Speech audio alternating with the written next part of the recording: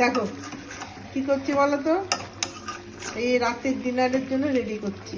এটা হচ্ছে চিকেন কষাচ্ছি আলু দিয়ে। হ্যাঁ, এই কষাচ্ছি, কিন্তু এত হিট হয়ে গেছে না, আলুটা আমার পুড়ে গেছে। যাই হোক, ভালো করে কষিয়ে নিয়ে জল ঢেলে তারপরে রান্নাটা দেখাচ্ছি কেমন হলো লুকটা। ঠিক আছে, ভালো করে কষাই, কষানোর উপর মাংসটা নির্ভর করে। এই জল ঢেলে বয়ল করে নিয়ে তারপর তোমাদের দেখাচ্ছি। ঠিক আছে, দেখো টকবক করে ফুটছে, মাংস পুরো রেডি। এখন হচ্ছে বাড়বো আর খাবো। কেমন হয়েছে বলো? পুরো মাংস রেডি, এখন বেড়ে নিয়ে খাওয়ার পালা। ঠিক আছে, দেখো ওই যে ঢালার পর লুকটা দেখো কেমন হয়েছে।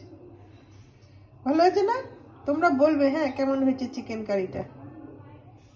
আমি এর উপর দিয়ে একটু ধনেপাতা দিই।